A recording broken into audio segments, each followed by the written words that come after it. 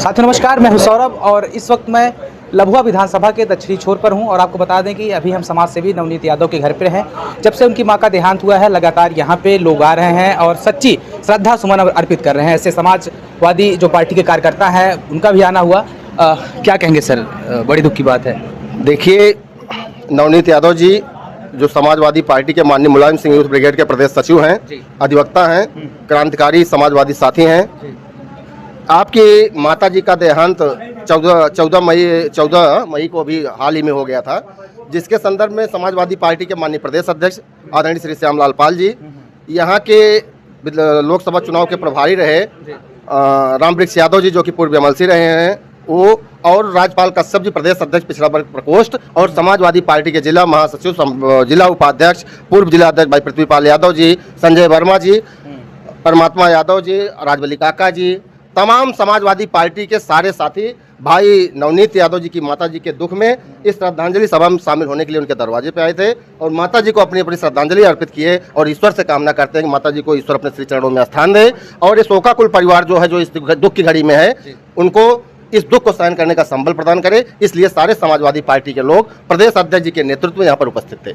पंचायत चुनाव को लेकर के क्या कहेंगे? बड़ी उम्मीदें थी लेकिन अब देखिए, ऐसा है, इस गवर्नमेंट में सारे संवैधानिक सिस्टम ध्वस्त हैं। यहाँ तक कि न्यायपालिका भी कराह रही है, न्यायपालिका पे भी उनका दबाव बढ़ता चला जा रहा है। तो इस गवर्नमेंट में क्या होगा, कैसे करेंगे? पूरा तानाशाही डिक्टेटरशिप है, कोई लॉ एंड ऑर्डर नहीं, कोई संवैधानिक सिस्टम नहीं रह गया है, कोई संवैधानिक व्यवस्था नहीं है। इसलिए कुछ भी आकलन करना या कुछ भी परिकल्पना करना हमें लगता है कि इस गवर्नमेंट में संभव नहीं है। ये पूरी तानाशाह सरकार है, जो चाहेगी, जैसा चाहेगी वैसा कराएगी। सारे संवैधानिक संस्थान इनकी मुट्ठी में है, सबको इन्होंने बिल्कुल मरोड़ के अपने जेब में रखा हुआ है, सबका दुरुपयोग कर रहे हैं। देश के पूरे संवैधानिक सिस्टम को ध्वस्त करने पर आमादा है और ध्वस्त करके ही मानेंगे। वन व्हीकल का ऑप्शन पीएम मोदी ने उठाया है, आप कम से कम काफिले के साथ चलें, इस पर क्या कहें? देखिए, ऐसा है, देश के सामने आज़ादी के बाद से तमाम विषम परिस्थितियां आई हैं, लेकिन इनकी गलत नीतियों के कारण ईरान जो हमारा परंपरागत देश रहा है, परंपरागत साथी देश रहा है, जिससे हमारे सदैव अच्छे संबंध रहे हैं, ईरान के होमबुर्ज से जो मामला है, जहां से हमारी जहाजें फंसी नहीं आने पा रही हैं, ये अपनी इनकी विदेश नीति जो है ये कहीं ना कहीं अमेरिका के दबाव में अमेरिका की पिछलग्गू बन के रह गई है। एक हमारा बढ़िया मित्र देश ईरान, जिससे हमारे तेल की आपूर्ति होती थी, गैस की आपूर्ति होती थी, लेकिन इन्होंने इनकी विदेश नीति की जो अपनी संरचना थी, इन्होंने विदेश नीति जो फॉलो किया है, इन्होंने सारे मित्र देशों का, ईरान जैसे मित्र देश का संबंध बिल्कुल खराब कर दिया है और आज पूर्णतः अमेरिका की पिछलग्गू गिरी करने का कार्य कर रहे हैं। और हमें तो लगता है एप्स्टीन फाइल का दबाव इनके ऊपर इस तरह से है कि अपने राजनीतिक, हाँ बिल्कुल मानते हैं, एप्स्टीन फाइल का दबाव इनके ऊपर इतना है कि अपने राजनीतिक करियर को बचाने के लिए कहीं ना कहीं ट्रंप के मुट्ठी में है। और ये अगर समय रहते जनता इस बात को नहीं समझी और इनको जितना जल्दी हो सके देश की जिम्मेदारियों से अगर नहीं हटा देगी तो आने वाले समय में देश के हित में इनसे और भी बड़े बड़े फैसले हो जाएंगे। नीट का पेपर लीक हुआ, कंगना रनौत का कहना है कि अगर हिंदू नहीं रहेंगे, जब हिंदू के ऊपर खतरा है, पेपर लीक हो जाने दीजिए, कोई दिक्कत नहीं, लेकिन हिंदुओं के ऊपर कोई खतरा नहीं होना चाहिए। इस पर आप क्या कहेंगे? जब कंगना रनौत जैसे लोग ही अगर राजनीति में इस तरह अगर फॉलो करेंगे, वही बीजेपी के आदर्श है। अंदर क्या कमी? अगर बीजेपी के अंदर क्या कमी, मैं बता रहा हूँ भाई, वो तो आजादी हो, तो कहते देश 1947 से नहीं आजाद हुआ। आप भी मानते हो देश 1947 में नहीं आजाद हुआ?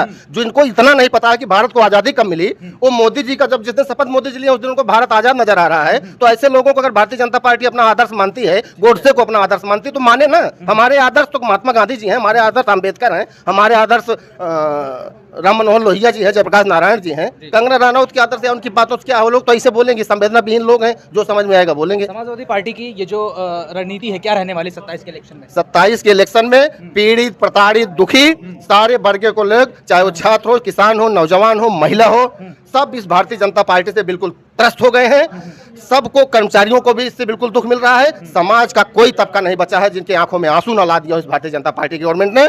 सब ये एक स्वर से कहीं ना कहीं देश में, प्रदेश में अमन चैन लाने के लिए पीडीए के लोग, खास करके जो पीड़ित, प्रताड़ित, दुखी लोग हैं, वो सब समाजवादी पार्टी के साथ लामबंद होकर के सत्ता परिवर्तन करने जा रहे हैं और सत्ता परिवर्तन करेंगे। आपके सामने एक लास्ट सवाल मेरा है कि बिहार में जंगल राज, इस तरह का स्लोगन बीजेपी ने करके चुनाव कैसे क्या किया, क्या लग रहा है यूपी में क्या करने वाले ये लोग? देखिए बिहार के समाजवादी पार्टी पर परिवारवाद का बड़ा ठप्पा लगता देखिए है। ऐसा है, परिवारवाद का ठप्पा लगाने के लिए किसी कहने से नहीं हो जाता। मैं जानना चाहता हूं पंकज सिंह और राजनाथ सिंह जी में क्या संबंध है। मैं जानना चाहता हूं माननीय मुख्यमंत्री जी जिस मठ में मठाधीश बैठे हैं, उस मठ के मठाधीश उनके मामा जी थे। अगर शायद वो ना होते तो उस मठ के मठाधीश योगी जी ना होते।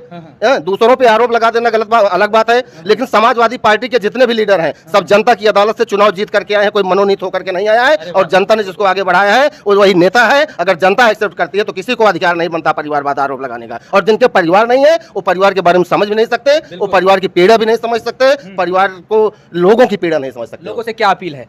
लोगों से अपील है कि इस भारतीय जनता पार्टी की सरकार ने जो सारे संवैधानिक सिस्टम को ध्वस्त कर दिया है, देश की न्यायपालिका को इन्होंने कहीं कहीं डिस्टर्ब कर दिया, दबाव में रखने का कार्य कर रहे हैं। सारे संवैधानिक संस्थान, निर्वाचन आयोग, ईडी, सीबीआई सबका ये दुरुपयोग कर रहे हैं और कहीं ना कहीं अपनी विदेश नीतियों से देश को इस स्तर पर ले जाकर खड़ा कर दे रहे हैं कि देश के सारे परंपरागत पुराने मित्र देश आज भारत के साथ नहीं है। कहीं ना कहीं आने वाले समय के लिए शुभ संकेत नहीं है। मैं सभी लोगों से केवल अपील करना चाहता हूं कि आने वाले समय में सबसे पहले उत्तर प्रदेश में रोजगार, किसानों की समस्याओं को दूर करने के लिए जितने भी उत्पीड़न हो रहे छात्र, नौजवान, बेरोजगारों का और जो भी त्रस्त है इनकी गलत नीतियों से, महंगाई आदि को लेकर के, सबसे मेरी यही अपील है कि सभी पीड़ित, प्रताड़ित, दुखी वर्ग के लोग आने वाले 2027 के विधानसभा चुनाव में समाजवादी पार्टी के साथ लामबंद होकर के इस भारतीय जनता पार्टी को हटाने का कार्य करें, ताकि सबके चेहरे पर मुस्कान आने का कार्य हो सके।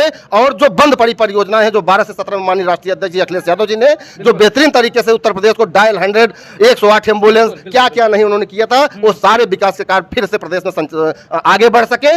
और ज्यादा न कहते हुए मैं इसी पे अपनी बात समाप्त कर रहा हूँ। ठीक है, आपसे कहना चाहूंगा कि नेताओं के पास टाइम वाकई में नहीं होता कि वो सिर्फ एक एक्टिंग करते हैं। देखिए ऐसा है, अब कुछ तो समय का भी अभाव होता है और कुछ लोग आजकल मीडिया में बचना भी चाहते हैं। जैसे आप पता नहीं कहाँ किन क्वेश्चन में उलझा दो और पता लगा उसको हो सकता है उसका लॉजिकल जवाब न मिल पाए या कहीं कुछ गलत बोल जाए तो उसकी भरपाई हो पाना संभव नहीं होती। इसलिए जिसमें कॉन्फिडेंस थोड़ा कम होता है या जिनके पास समय भी कम होता है, थोड़ा सा अवॉइड करते हैं। अभी संजय जी बैठे थे, पृथ्वीपाल जी बैठे, नहीं वो लोग सारे लोग समाजवादी पार्टी, बात नहीं, नहीं वो सारे लोग समाजवादी पार्टी के वरिष्ठ नेता हैं। उन लोगों के कहने पे बात नहीं करते, नहीं उन लोगों के कहने पे ऐसा है कि अध्यक्ष जी आप ही प्रेजेंट कर दीजिए, आप भी कह दीजिए, दो सब कह दीजिए। उन लोगों ये आपसे बात हुई, सहमति के आधार पे ही यहाँ पे बात रखने के लिए मैं आगे आया हूँ। चलिए बहुत बहुत धन्यवाद आपका जुड़ने के लिए, बातचीत करने के लिए। और आपको बता दूं कि जिस तरह से देश की और प्रदेश की राजनीति गर्म है, अब यह देखना होगा कि यूपी विधानसभा इलेक्शन में किसका पलड़ा भारी होता है और किसकी सरकार बनती है।